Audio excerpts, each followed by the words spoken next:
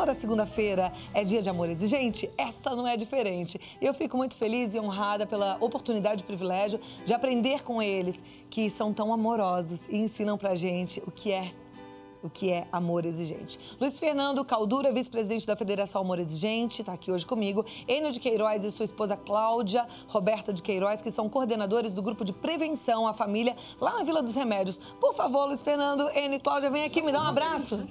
Obrigada por ter vindo, viu? Obrigado, Marcos. Muito bom te receber. Olá. Obrigada por ter vindo, Cláudia e Enio também. Muito bom. A gente vai falar um pouquinho sobre a importância dessa estrutura na vida de muitos jovens, de muitos familiares e de quem está querendo fazer a prevenção, mas de quem também quer se livrar da dependência química. Agora, tem mais gente hoje aqui que vai se juntar ao nosso bate-papo e que faz um trabalho lindíssimo. Há alguns anos eu conheci esse músico que é talentosíssimo. Ele já dividiu um pouco a história dele aqui no nosso Vida Melhor. Ele enfrentou a dura realidade do mundo das drogas, mas ele é um abençoado, uma bênção na vida da gente. Ele está totalmente curado e é um dos nomes mais prestigiados como instrumentistas do nosso país e até do mundo. Ele tem 17 CDs lançados. Em setembro ele lançou o livro Da Caverna à Luz, onde ele abre o coração e conta, através de um testemunho pessoal, com muita inteligência, com muita sabedoria, tudo o que aconteceu com ele, desde a dependência química na juventude até a superação e o sucesso como saxofonista. Ele é maravilhoso e eu tenho a honra de apresentar para vocês André Paganelli. Ah, que delícia que é te receber, viu? Bom te ver, Nina. Muito obrigada por ter vindo. Alegria. Tem algo aqui atrás que tá assim esperando você pra gente... Eu vou tocar já? Vai tocar já, porque a gente já quer embalar o nosso coração pro bate-papo que vai ser bacana. Ok. Combinado? Então vamos ouvir um pouquinho André Paganelli e eu já vou ficar sentadinha aqui junto com vocês pra gente conversar um pouco sobre tudo que a gente pode fazer de diferença na vida de quem tá em casa, certo? Muito bom. Com você, André. Tá bom. Você tá bem? Muito bem. Lançando trabalho novo, CD novo, livro novo, tudo legal. Ah lá, que maravilha. Da Caverna à Luz, um livro lindo, também tem o audiolivro e o CD e DVD do André Paganelli. Pode soltar a música. Pode soltar a música, Curumim.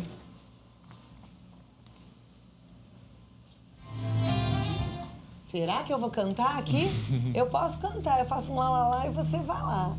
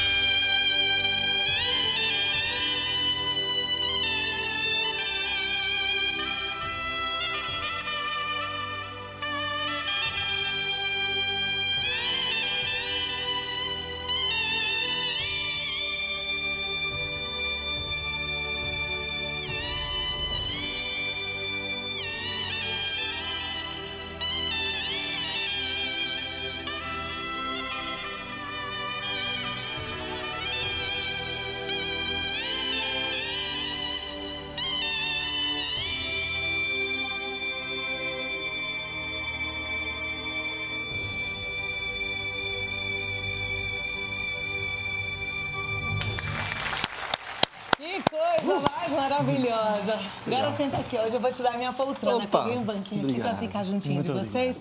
Que hoje a nossa casa tá mais cheia, né? E como é bom. Muito bom te receber, viu? Obrigado, Vocês Cláudia. viram que espetáculo? Vimos, Cláudia, como que o belo nos aproxima de nossa divina majestade, não é? E o amor exigente sempre buscando essa espiritualidade pluralista, onde a divina majestade tem um lugar especial, não só na prevenção, como na recuperação dos problemas. A gente, falando de amor exigente, tem comentado aqui no Vida Melhor sobre a espiritualidade pluralista e que é realmente um local onde o intuito é trabalhar com princípios e valores que podem e fazem diferença na vida de jovens dependentes químicos e de seus familiares também. Eu convidei o André porque o André ele teve uma experiência com drogas e uma superação em relação a essa dependência, né? E ele é um testemunho vivo de tudo isso. Eu queria que você falasse um pouquinho também, André. Olha, a gente falar sobre superação é algo que traz alegria para o coração, porque muitas pessoas vivem um problema e poucos são os que saem. E eu tive a graça, né, de ter esse encontro com a recuperação através do divino, né, da espiritualidade, do meu esforço, do meu sacrifício, da minha vontade de viver também, quando percebi que estava mergulhado numa caverna escura e que tinha uma luz lá fora brilhando que eu precisava ser banhado por ela. Fiquei 8, 9 anos viciado em cocaína, toda a degradação de saúde, mente, corpo, problemas sociais eu tive. Fui internado uma vez, não foi suficiente, a recaída fez com que eu pensasse e planejasse minha morte, meu suicídio.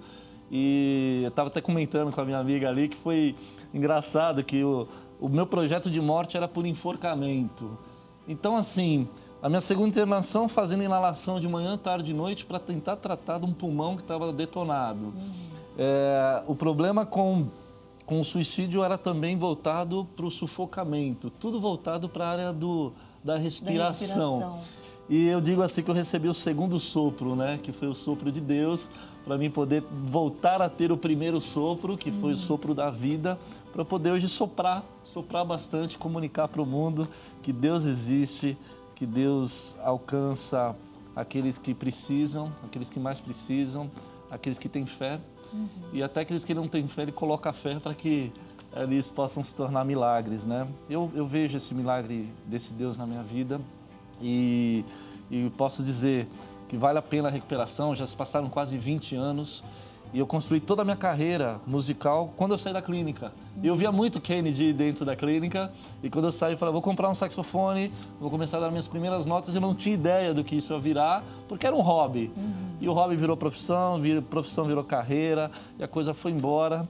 E eu tenho muitas histórias boas para contar nesse tempo. Eu tenho certeza. A gente vai ter tempo para ouvir um pouco dessas histórias aqui, mas quero também apresentar um pouquinho da história da Cláudia e do Enio, que chegaram ao amor exigente não pela dor, como muitos chegam, né? E acabam transformando essa dor em amor e fazendo diferença na vida de muita gente. Mas vocês foram direto pelo amor, é isso? Sim, nós já fazíamos um trabalho na paróquia, né? Da qual nós fazemos parte, que é uma igreja católica. E o nosso pároco, que é o Padre Agostinho Ginani, ele nos convidou que o que mais nós poderíamos fazer para as famílias, que nessa nossa comunidade havia muitas famílias que já tinham problemas em relação à dependência química, às drogas. E o que nós podemos fazer? E através de uma amiga nós conhecemos o trabalho do amor exigente. E fomos a um grupo, né? No grupo Dom Bosco. E a gente se apaixonou pelo trabalho, porque, inclusive, a dona Mara, que é uma pessoa maravilhosa, né, que fez toda a literatura, boa parte da literatura do amor exigente, e a proposta é uma proposta simples e que pode ser aplicada na nossa vida. E isso nos encantou. Né? Nós temos 2 filhos, o Matheus, que tem 15 anos, e a Júlia, que tem 11 anos. E isso nos ajudou, a nossa preocupação de não querer ver os nossos filhos escravos, porque a droga faz isso, ela tira a sua liberdade. E o que nós aprendemos nessa vivência cristã, escolhe 2 caminhos, o da vida ou a morte, né? Eis que estamos entre 2 caminhos. E a gente quer a vida para os nossos filhos, é a paz. E o Amor Exigente traz essa proposta. É uma Vocês proposta trabalham com a simples. prevenção. Com a prevenção, nós trabalhamos com a prevenção. Que lindo. Existe trabalho de prevenção e de tratamento ao dependente químico e aos familiares, né? Isso, e esse trabalho de prevenção é extraordinário, né, André? A gente fica pensando que se as famílias conhecessem um trabalho de prevenção antes que as coisas ruins aconteçam, seria muito melhor. Então, o Amor Exigente trabalha não só na prevenção, mas também já com o problema instalado. Aliás, surgiu assim, desta maneira, na possibilidade que Padre Haroldo viu de que existisse um grupo para tratar da família paralelamente a ele que fazia o tratamento do dependente químico. E quando a gente fala em prevenção, a gente não pode esquecer de todos os valores, de todos os pilares. Aliás, a gente fala aqui sobre esses valores e esses pilares, né? Alguns deles, espiritualidade pluralista, respeito, amor ao próximo. Isso mesmo, todas as virtudes que o ser humano precisa trabalhar dentro de si, que estão dentro dos nossos princípios éticos, né? A verdade, a esperança, o amor, a cooperação, tudo isso vai fazer com que a família se torne cada vez mais forte e desta maneira fecha as portas para as lacunas e para os problemas que a sociedade está vivendo hoje em dia, né? O André faz um trabalho também contando a sua própria história e ajudando com o que você viveu em relação às drogas, né? O que você acha que é a maior dificuldade hoje para um jovem que já está em contato com a droga? O que ele tem de dificuldade para encontrar o caminho da superação, da recuperação? Eu acredito que enquanto a pessoa está desfrutando da droga, ele está vendo isso como um caminho que traga prazer para ele, é muito difícil tirar a pessoa da droga nesse momento. A não ser que algumas coisas muito importantes aconteçam à sua volta. Mas geralmente, na minha experiência, eu tenho sondado, pessoas me procuram e elas querem saber, olha, eu tenho uma pessoa com problema, André, você pode me ajudar? Eu quero internar, eu tento entender o momento da pessoa. Porque às vezes ela está num momento que ela não quer ser tratada e as pessoas só se livram um pouquinho dela numa internação e logo essa pessoa volta a usar drogas. Mas também faz parte do processo isso, às vezes essa reclusão. Mas geralmente quando a pessoa tem algumas perdas, né? Quando começa a sentir que está perdendo, que perde o controle, ela se conscientiza, cada um tem seu fundo de poço, né? Para se conscientizar. E ela tem que querer. E o desespero maior é esse. Às vezes a família quer, todo mundo quer, e a pessoa não quer, e todo mundo quer ajudar, e a pessoa não consegue. Então é pedir mesmo uma iluminação do alto para que a pessoa queira. Ela querendo fica tudo mais fácil. Eu tenho aprendido bastante com vocês no Amor Exigente e que a gente deve, numa situação assim, até provocar uma crise para que o dependente químico chegue a esse fundo de poço, a gente levá-lo ao fundo de poço mais rapidamente, né? A gente pode falar sobre isso no próximo bloco? Podemos. Como é que a gente faz para essa pessoa que a gente ama entender que ela tá no fundo do poço? A gente pode ajudar, provocando crise. A gente vai entender como já já. Eu acho que se a gente tem planos bons para 2014, esses planos envolvem a nossa família, envolvem a recuperação da nossa família. Tem muita gente que acha que, ok, minha família tá indo, ela tá disfuncional, nada acontece, nada funciona direito, mas eu tô empurrando. E, na verdade, quando a gente sonha, acredita numa vida melhor, a gente sonha com uma família que funcione. E o que a gente tenta toda segunda-feira aqui, com o nosso bloco de Amor Exigente, é te ajudar a encontrar esses caminhos para que sua família funcione. Não que com isso você possa e deva ficar sozinho, de jeito nenhum. Busque ajuda, busque um grupo de Amor Exigente, tem em vários lugares do Brasil, tem até fora do Brasil, porque são coisinhas que a gente precisa ouvir sempre, tentar colocar em prática todos os dias durante a nossa semana. Hoje é segunda-feira, a semana só está começando, dá tempo para tudo, tá certo? Certíssimo. No bloco anterior, André tocou um pouquinho, ele falou, eu perguntei do momento que a família deve intervir para ajudar no processo de recuperação da dependência química. E o André falou, olha, no momento em que a pessoa queira, porque enquanto ela está ali desfrutando da droga, tendo prazer com a droga, é um momento muito delicado da família intervir. Aí eu lembrei que com o grupo de Amor Exigente, eu me lembrei que nem sempre a gente precisa esperar que o dependente entre no fundo do poço. A gente pode provocar e criar um falso fundo do poço, não é? Amparado. Provocar uma crise, é isso? Isso mesmo, Cláudia. Você precisa começar a dar palestra lá no Amor Exigente. Porque você já está sabendo de todos os nossos princípios. Eu preciso aprender tanto com vocês, bons, viu? não é? São bons. Eu preciso aprender muito com vocês. Pois é, o André estava falando e a gente pensando mesmo que nós não podemos ficar esperando o dependente pedir. porque isso pode ser tarde. Então, nós vamos criando dificuldades, criando perdas, para que ele rapidamente possa aceitar uma ajuda. Isso chama-se criar crises, né? O grupo da Vila dos Remédios é extraordinário porque eles trabalham em 2 campos distintos, em 2 dias distintos, com a prevenção e com a recepção, a acolhida às famílias que estão com problema instalado. Então, eu gostaria que o Enio falasse um pouquinho para nós como que ele sente a diferença dessas famílias chegando, das que chegam com o problema instalado e das que chegam buscando a prevenção, buscando que coisas ruins não aconteçam em suas famílias. Sim, é muito diferente a realidade da família que está com problema instalado e aquela que quer prevenir que problemas aconteçam, coisas ruins aconteçam. A gente procura colocar em prática a experiência do grupo permanente na prevenção para quem não quer ter problemas. Nós temos um lema chamado "Eu amo você, mas não aceito o que você faz errado". Com isso, nós precisamos participar do grupo de apoio, entender os princípios, qual que é a proposta do amor exigente e aplicar.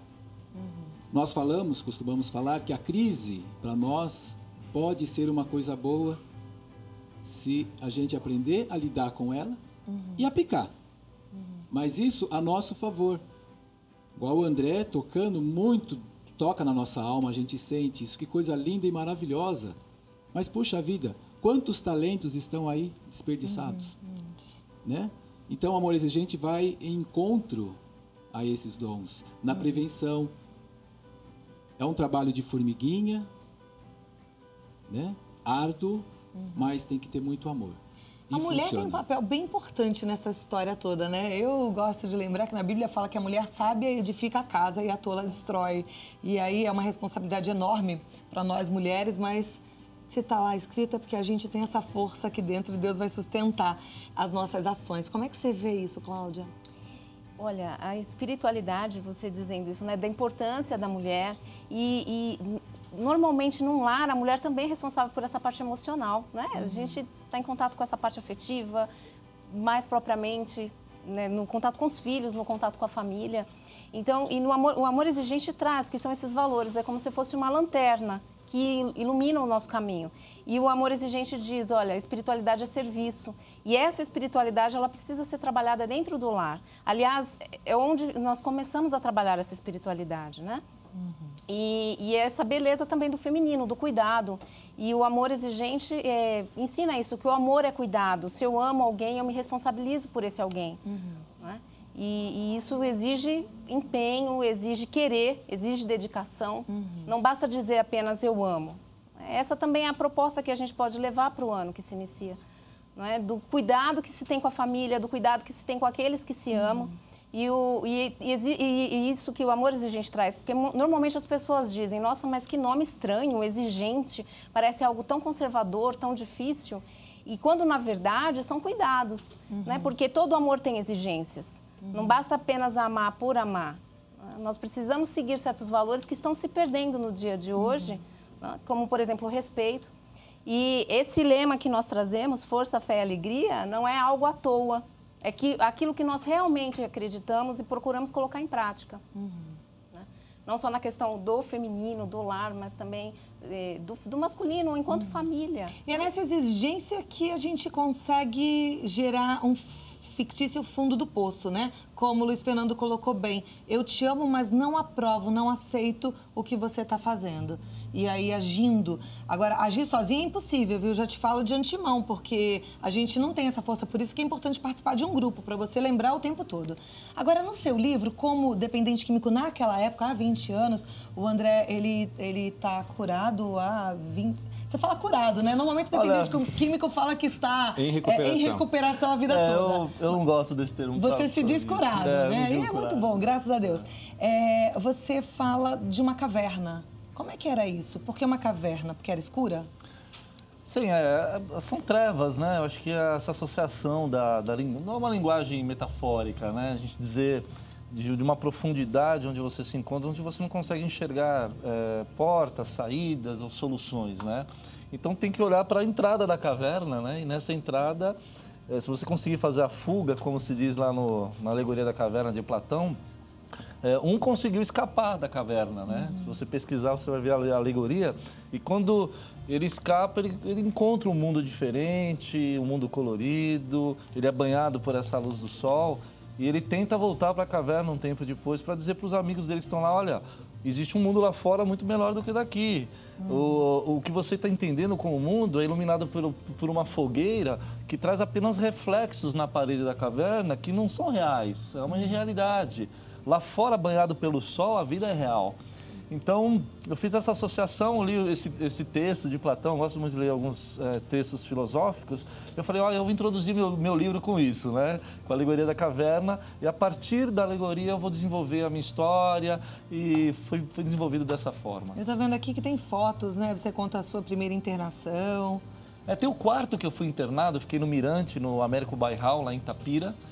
Tem algumas fotos do quarto, do complexo onde eu fui internado, de alguns momentos importantes na minha carreira. Tem foto com o presidente Fernando Henrique Cardoso aí, ó, que você acabou de passar. Que bacana. Tem fotos de um dos caminhos da recuperação, foi a atividade física, né? Foi a música, a atividade física. Aí eu fui para as artes marciais, me tornei graduado, né, em faixa preta, em Taekwondo, que é uma arte marcial coreana. Então eu digo assim, tem que cuidar do corpo, tem que cuidar da mente, tem que cuidar da alma, né? Então a gente tem que cuidar de tudo para encontrar os caminhos da recuperação e da felicidade. Amores, a gente faz um trabalho muito lindo com as famílias. A família teve importância na sua recuperação? Muita importância. Porque todo mundo desiste ou muita gente não sabe, né? E as pessoas desistem. E se você vê os da sua casa, principalmente seus pais desistindo, é difícil. É difícil. O meu pai ficou muito desapontado, ele se afastou um pouco. Mas a minha mãe foi guerreira. Tanto que ela fez o prefácio do livro também, junto com o Percival de Souza. E tanto que o prefácio dela é nunca desistir, jamais abandonar. Então foi uma coluna de sustentação para mim dizer, olha, alguém acredita em mim. E foi muito legal o apoio dela, sempre ia me visitar na clínica, sempre acreditou em mim. Bom, né, Enio, Cláudio, Luiz Fernando, a gente poder mostrar a história do André Histórias aqui. de sucesso. Até para falar para a família que está lá, dar aquele chacoalhão, calma, não desiste, não abandone, não é? É assim. É na perseverança que o amor exigente funciona e o sucesso está aí para quem busca, para quem batalha. E o André é um caso muito bonito. Cada caso é um caso, não é? E o do André é um caso de sucesso. Infelizmente, vemos que há muitos casos em que a pessoa, mesmo tentando, dificilmente consegue chegar ao sucesso. Então, por isso que a família é muito importante, por isso que tem que haver a perseverança e por isso que a gente diz que essa doença é uma doença que é levada a vida inteira. Se o André se considera recuperado, é uma maravilha porque ele está trabalhando essa recuperação no dia a dia.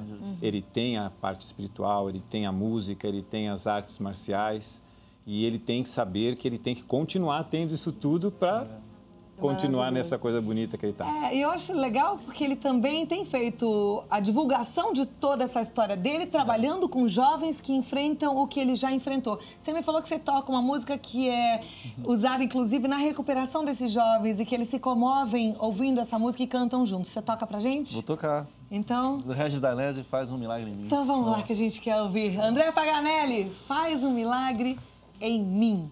Essa música que todo mundo conhece, você pode aumentar o som e cantar junto aí na sua casa.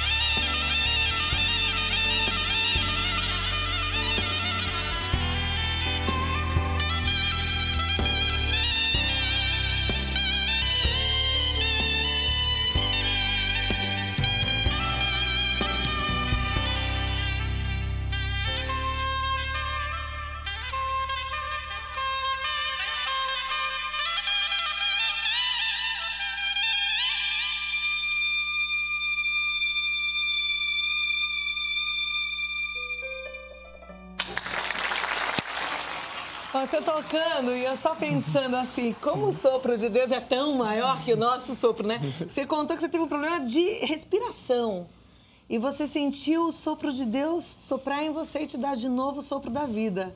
E hoje você toca aí, é uma nota com um sopro infinito. Como é que é isso? Olha, eu fiz um exame há poucos anos atrás, ergoespirométrico, que vê a capacidade de VO2 max. O último capítulo do meu livro tem todo o relato desse exame, inclusive eu escaneei o exame para provar o que o médico me disse. Quando saiu o exame, ele olhou assim, ele não me conhecia. Ele falou, André, há um resultado surpreendente no seu exame. O seu exame deu excelente, você está muito bem de saúde.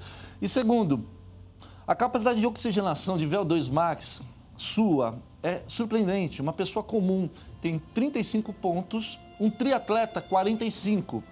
Você pontuou acima de 51 pontos. Com certeza, você nunca fumou, nunca bebeu e nunca usou drogas. Como vocês riram aqui, eu ri também. Aí eu tentei convencê-lo, né? Eu já fiz tudo isso, já fui internado algumas vezes, eu tive meu pulmão bastante prejudicado. Ele falou assim, não, você está brincando, é conversa. Eu falei, não, é sério. Aí ele parou com a sua cabeça e disse assim, olha, então a única resposta que eu tenho para te dar é essa, isso é genético. Eu falei, a resposta que eu tenho para você, Deus existe, eu acho que ele fez um milagre na minha vida. Amém. Bom você compartilhar tudo isso. Segura aí que Legal. A gente continua. André Paganelli, saxofonista, tem uma história maravilhosa, 17 CDs lançados. E agora, olha, lançamento do livro Da Caverna à Luz. Um livro fantástico, eu quero que todo mundo leia esse livro. Se tem alguma coisa importante que vai impactar as nossas vidas a partir de uma história humana, tá aqui. André Paganelli conta a história dele, abre o coração, conta como é que foi o envolvimento com as drogas, mas a superação e também essa carreira brilhante que ele faz como saxofonista. E aí eu tenho Cláudia e Enio, do Amor Exigente da Vila dos Remédios. Isso. Eles estão hoje dirigindo o grupo de prevenção e falam sobre prevenção. E o Luiz Fernando Calduro, que é vice-presidente de Amor Exigente, que aí cuida de toda essa turma que está espalhada pelo Brasil e pelo mundo, né? Eu queria que, em termos práticos, a gente ajudasse a quem está em casa, já que a gente fala tanto de prevenção, para contar um pouquinho como é que é a dinâmica familiar de vocês. O que é um pai e mãe que se preocupam e que fazem prevenção? Por exemplo, o filho é adolescente, ele quer dormir até meio-dia e aí você não consegue arrumar a casa. Ou o filho é adolescente, acha que vai chegar às 4 da manhã, você tem que trabalhar às 6 da manhã, você vai ter que buscar. Como é que é isso na tua casa? É assim? Não. Olha, é interessante isso, porque assim, a gente buscou justamente essa questão da prevenção para saber como lidar. Como o André estava dizendo, né? A questão da informação também, que ajuda muito. Os pais que acham que são só amigos, ser só amigo basta. Nós somos mais do que amigos, nós temos responsabilidade no cuidado, na orientação a esses filhos. E o Luiz Fernando, ele ajudou muito a gente no nosso grupo, né? Porque normalmente prevenção não é vista assim, isso não vai acontecer com a gente, isso acontece lá fora. O grupo que é de qualidade de vida, porque visa isso também, a qualidade de vida, e ensinou muito para nós, né? Por exemplo, uma coisa que eu falo por mim, em termos práticos, eu achava que eu não precisava cobrar dos meus filhos de arrumar a cama, por exemplo, né? O quarto deles. Eu achava que tudo bem, eu acordo de manhã, eu mesmo posso fazer isso, não me dá trabalho. Mesmo porque a questão de achar, olha, vai ficar do meu jeito, vai ficar tudo arrumadinho do meu jeito. E o Amor Exigente ensina isso, que nós temos que ensinar essas pessoas que elas são capazes, a autoconfiança. Quem se gosta, quem é autoconfiante, não vai precisar da droga para se autoafirmar. Né? Ele sabe que ele é capaz. Então a prevenção é desde quando é pequenininho. Sim. Você é responsável pelas suas atitudes. Sim. O seu quarto vai ficar arrumado porque você vai arrumar o seu quarto. Se você não arrumar, você vai conviver com um quarto bagunçado. E vou te dizer, Cláudia, não é porque nós estamos lá, é que, então minha casa é perfeita, os quartos dos meus filhos estão sempre arrumados. Não é assim que funciona. Né? É um dia após dia, é um dia de cada vez. Então, hoje, eles já tanto que eles falam, desde que vocês entraram nesse amor exigente, amor prejudica a gente, porque a gente é mais, olha, você não arrumou o seu quarto, né? Terminou o dia, eles mesmos já saíram, eu tenho que arrumar meu quarto. Então, todos os dias, né, tem esses cuidados. Acabou aquela moleza. Acabou, né? a moleza. Do outro lado, eles se sentem amados, eu não Sim. tenho dúvida. André estava falando uma coisa muito interessante na sua época da adolescência, né? A falta de informação e daquele olho vivo vivo dos pais, que nem é por culpa deles, mas Sim. por não sacarem algumas coisas. Como é que foi? O que você disse pra gente? Na verdade, eu acho que a responsabilidade dos pais é terem o máximo de informação possível para poder observar e entender o seu filho e se há qualquer coisa fora do comum, fora do normal, principalmente em relação a drogas. Um filho adolescente jovem, ele está muito suscetível. Então, o monitoramento, algumas regras, uma observação mais atenta, fundamentada em informação, isso pode fazer o filho não entrar na droga. Por exemplo, o pai saber quais são os sintomas. Se fuma maconha, vai ficar com o olho vermelho, assim, meio caidinho. Ou uma regra, chegou em casa... Saber reconhecer. Uma regra, toda vez que o filho chega em casa, o pai dá de encontro com ele, conversa um pouquinho, seja a hora que for. Chega numa balada. Porque eu chegava e ia pro meu quarto, enfiava a coberta. Quando ele chegava no quarto, eu fingia que estava dormindo. Por isso é que eu gosto dos nordestinos, que eles não beijam, eles dão um cheiro. Dão um cheiro no filho, assim, ó. E uma coisa, eu estava ouvindo com relação também, fora essa prevenção dos pais, né, em estarem atentos para poder retrair o filho, de falar, eu não posso chegar assim em casa. Se eu usar droga, meus pais vão saber, a casa vai cair, né? É isso que eles dizem. Mas uma coisa importante que eu estava ouvindo de você é justamente saber trabalhar no filho a autoestima dele no que ele é bom e saber também neutralizar os problemas, né? A falta de potencialidade em alguma área, para eles saberem conviver com aquilo. Porque eu entrei nas drogas justamente por uma baixa autoestima, por querer me autoafirmar para um grupo, por querer me mostrar potente a esse grupo, porque eu estava ali tampando alguns buracos, né, que eu não fui bem orientado. Então, eu acho importante... Hoje eu tenho um filho de 7 anos, o Brian, que é lindo, e eu gosto muito de motivá-lo no que ele é bom, e as coisas que ele não é bom, eu faço ele entender com muita realidade. E ele acaba assim, sendo uma pessoa extremamente agradável, equilibrado, a gente vê que...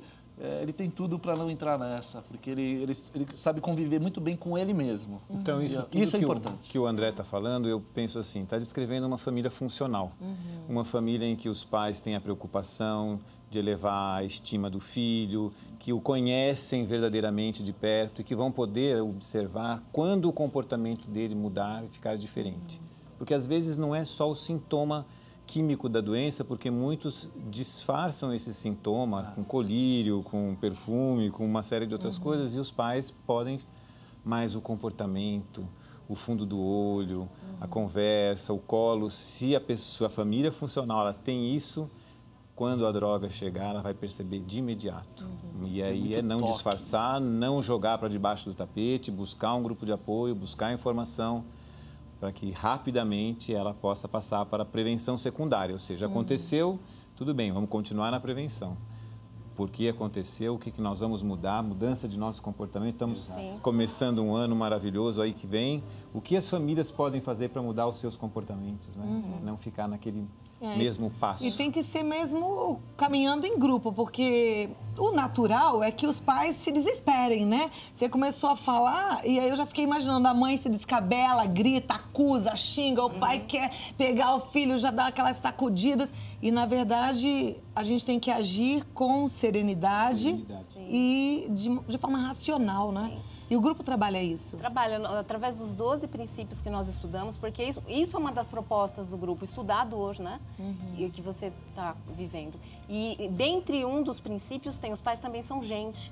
Então, você analisar as suas limitações também, e o que eu posso fazer a partir disso, e como lidar com as dificuldades do dia a dia, das suas próprias dificuldades, né? E não querer suprir, por exemplo, a ausência com presentes, com consumismo, mas de estar presente. Nós aplicamos no curso de prevenção e qualidade de vida os 12 princípios do amor exigente. São 12 valores, princípios que a gente vai se perdendo ao longo do caminho. O André falou dos 12 passos para quem faz uso ou fez uso. O amor exigente aplica os 12 princípios. Que é para a família. Que é para a família. Começar alguns raízes culturais, a nossa história, a nossa identidade, a nossa família, nossos valores. Pais e filhos não são iguais, nossos recursos são limitados, os pais são gente, como a Cláudia falou. E por último, o amor. O amor é exigente, mas em primeiro vem o amor. Nós temos que exigir, colocar limites, mas não podemos esquecer do amor. O amor é o mais importante. Que bacana. Puxa vida. E é por amor que a gente está hoje conversando contigo, mas não adianta eu falar, Luiz Fernando, Enio, Cláudia, André, e entrar por um ouvido e sair pelo outro. O importante é você colocar em prática. Sozinho, eu particularmente acho impossível. A gente tem uma tendência muito grande de voltar ao nosso jeitinho de viver, de levar a nossa família para o jeito disfuncional na qual ela já está acostumada a ser levada. Bacana a gente procurar um grupo de ajuda assim e fazer diferente. E não é nada chato, ao contrário, viu? Uma delícia, porque eu sei que tem até um comes e bebes lá depois, né? Tem um lanchinho, não é isso? Muito bom. E André, me conta só um pouquinho desse CD aqui que tá na minha mão, que eu tô vendo, apaixonada por ele. Só tem coisa que eu amo aqui, só músicas maravilhosas. Lado A e lado B. Olha, CD não tem lado. Eu sempre oriento o pessoal, não vira o CD que não vai dar certo. Encontramos um título, Ritmos e Poesias, para dividir o CD em 2 blocos. Geralmente a gente mistura as músicas, né? Músicas rápidas, músicas lentas. Eu quis blocar as músicas para o pessoal criar 2 atmosferas. Uma atmosfera de ritmos, onde ele vai levantar o astral, vai dar um up logo de manhã para ir trabalhar, botar no carro. E a segunda metade do CD, que é o lado B, não vire o CD, por favor, músicas tranquilas, poéticas, românticas, uma música mais calma. Eu fiz essa proposta porque as pessoas sempre associam o saxofone a música lenta e romântica demais. E eu tenho uma influência de música inglesa, né, como Depeche Mode, com música eletrônica. Eu falei, eu quero fazer alguns experimentos e gostei muito de fazer música com punch, com uma pegada legal, que eu não fiz aqui hoje, nem vim fazer porque não combina com o programa. Ai, quem disse que não combina? Então você vai fazer agora uma calminha que você combinou e você vai ficar, porque eu quero mais pro fim então do programa, você vai fazer essa daí, mais animada. Amor exigente é alegria também. A gente tem que comer, eu quero essa pegada. E geralmente eu faço uma pegada com outro saxofone que é maior e mais exigente. Então você já tá me falando que você não vai fazer? Eu não trouxe o outro saxo, mas olha, é possível, vamos tentar. Vamos tentar. Acho que vou fazer alguma coisa. André, toca pra gente. Vamos lá. Deixa eu só te passar antes os contatos do André Paganelli, o site dele, porque aí lá você tem acesso a todas as músicas do CD, de todos os outros trabalhos, são 17 CDs. André Paganelli, com 2 L's, .net, andrepaganelli.net. O e-mail dele é apaganelli@hotmail.com e o telefone é 0 operadora 11 2409 5370. Você pode entrar em contato, chamar o André para fazer um show aí na sua cidade, viu? E para sua turma também. Amor Exigente está no site amorexigente.org.br. Você pode buscar ali os endereços. Você que é família, quer fazer a prevenção, quer se cuidar para poder cuidar do próximo, quer entender como é que você gera toda essa crise para facilitar o caminho da superação e da recuperação da dependência química, vai lá. Tem o e-mail também que é info@amorexigente.org.br e o telefone 0 operadora 19 3252 2630. André, Let's go. aqui você quiser, calma, alegre. Eu não sei se vou deixar você embora daqui hoje, mas toca aí pra gente um pouquinho mais. Obrigada, Cláudia, Enio e Luiz Fernando. Muito obrigado, viu? Cláudia. Obrigado. Bom receber vocês. Muito obrigado.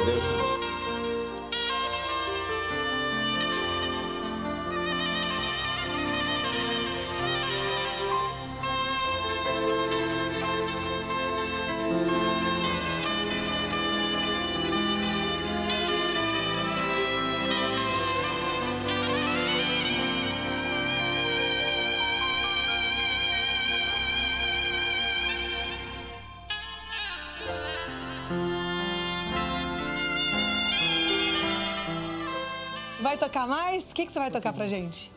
A gente não conseguiu trocar as músicas lá ainda? Não tem problema. Vai Amazing Grace de novo. Ai, eu amo essa música. Ela é linda. Então, solta o som, Curumim, Amazing Grace, pra gente lembrar um pouquinho dessa graça maravilhosa de Jesus. Tem época mais propícia pra isso. Com o André Paganelli, vamos lá.